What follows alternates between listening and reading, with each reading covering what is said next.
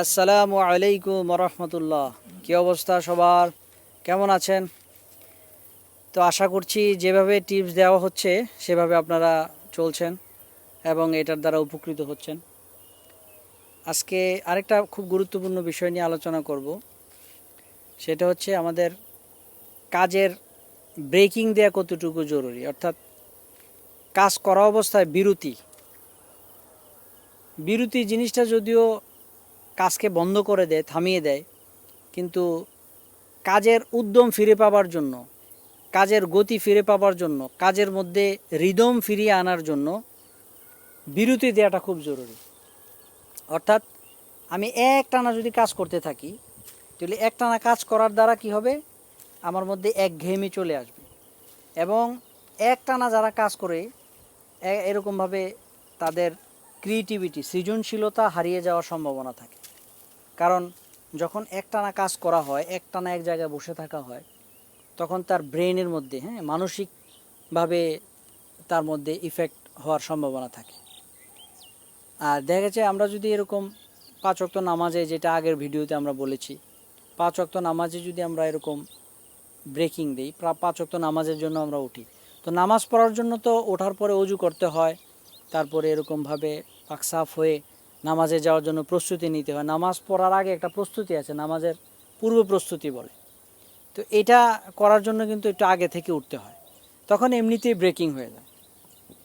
আবার দেখা গেছে অনেক সময় আমরা একটা কাজ যখন করতে থাকি, শুরু করি, তখন মনে হয় এটা শেষ করি তারপর উঠবো, এটা তো মাঝখান দিয়ে উঠলে তো সমস্যা হবে। না, এটা ভুল।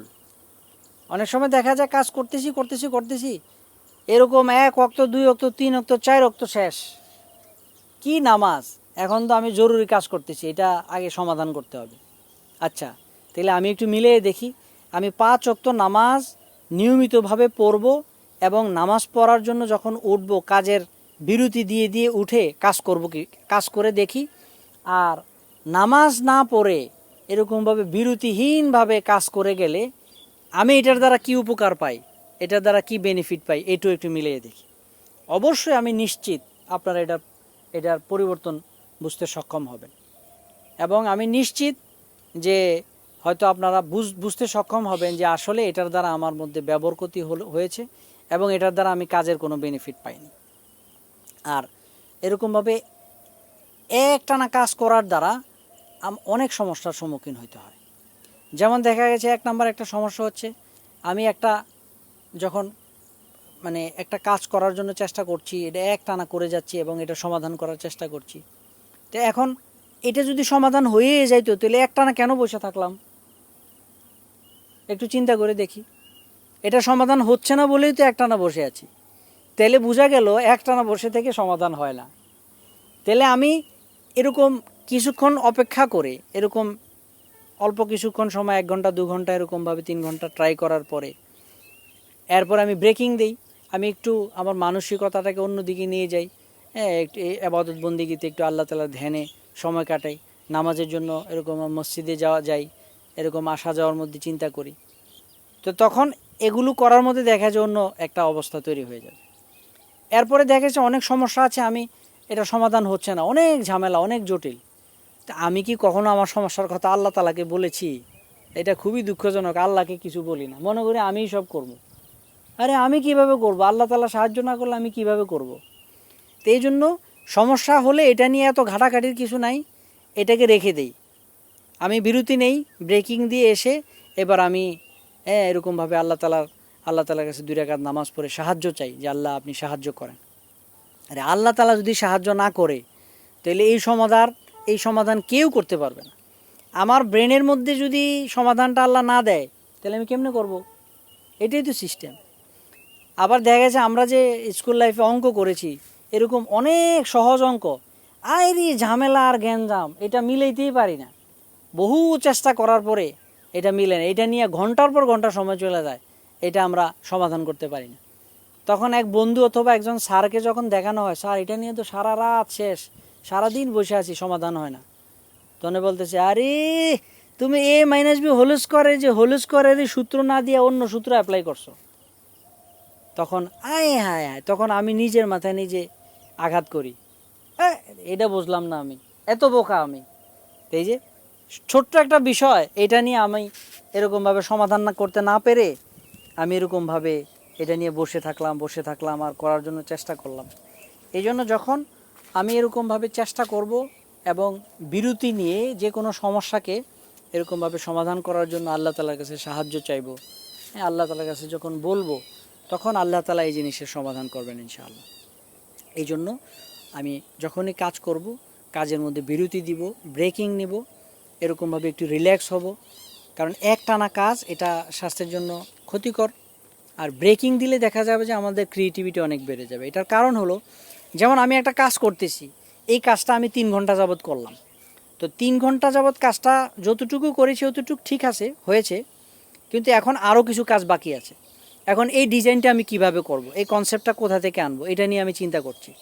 বা এটার অনেকগুলি ডিজাইন বা ফরম্যাট আমি তৈরি করেছি, এখন এই ফরম্যাট বা ডিজাইন আমার মনোপুত হচ্ছে না, আরও অন্য ধরনের ডিজাইন বা ফরম্যাট আমার প্রয়োজন। তো ঠিক আছে, এই 3 ঘন্টা যে আমি যেই ডিজাইনের যেই ফরম্যাটগুলি দাঁড় করিয়েছি, এখান থেকেও কোনো ডিজাইন হয়তো অ্যাপ্রুভ হতে পারে, আমি জানি না। তো সমস্যা নেই, আরও ডিজাইন আমার দরকার হতে পারে, এরকম অনেক প্রজেক্টের মধ্যে এরকম হতে পারে, সমস্যা নেই। তো এই 3 ঘন্টা কাজ করার পর আমি ব্রেকিং দিই। ব্রেকিং দেওয়া মানে আমি চলে আসলাম, তো এসে আমি অন্যান্য কাজ করলাম। কাজ করার মধ্যে আবার নামাজের মধ্যে এসে এগুলো ধ্যান করলে আবার নামাজ শেষ। নামাজের মধ্যে এগুলো ধ্যান করা যাবে না। নামাজের মধ্যে অনেকেই মাশাল্লাহ, হ্যাঁ, নামাজ তো পড়ে কিন্তু নামাজের মধ্যে থাকে আরেক জায়গায়। তো এরকম নামাজ পড়ে কোনো লাভ নেই।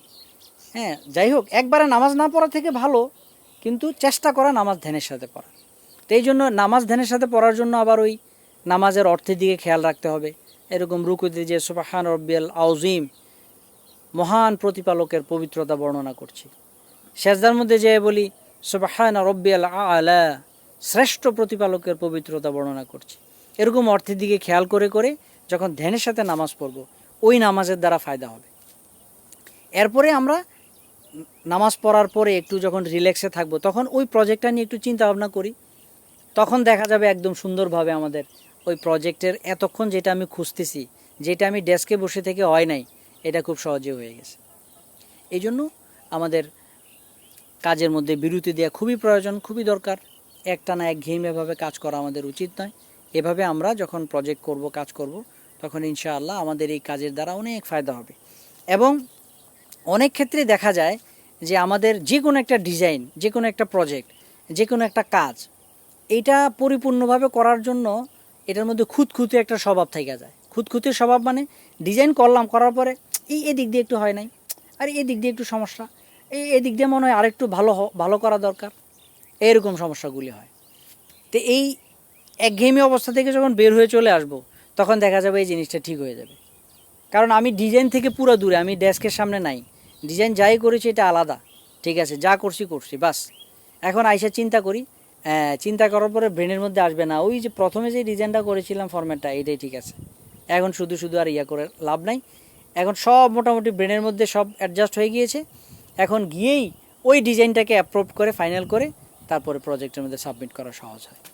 এটা যদিও প্রজেক্ট, আমরা অনেকে হয়তো প্রজেক্ট লাইনে কাজ করি না বা মার্কেট প্লেসে কাজ করি না, আমরা কাজ শিখছি, কোনো সমস্যা নেই। আমরা কাজ করতে করতে একসময় তো ইনশাআল্লাহ আমরা কাজ করব মার্কেট প্লেসে, আমরা বড় বড় ক্লায়েন্টের সাথে ডিল করব।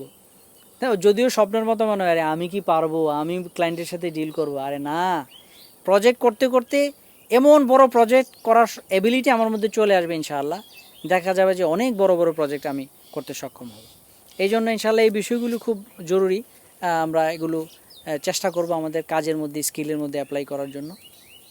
আশা করছি এই ভিডিওর দ্বারা আপনাদের অনেক উপকৃত হয়েছে, এবং এরকম আরও টিপস অ্যান্ড ট্রিক্স যদি আপনাদের প্রয়োজন হয় আপনারা জানাতে পারেন, এবং এগুলো আপনাদের কাজের মধ্যে অ্যাপ্লাই করে ইনশাআল্লাহ আপনারা উপকৃত হওয়ার জন্য চেষ্টা করবেন। তাহলে ইনশাআল্লাহ পরবর্তী ভিডিওতে আবার দেখা হবে। তাহলে ভালো থাকবেন সবাই। আসসালামু আলাইকুম ওয়া রাহমাতুল্লাহ।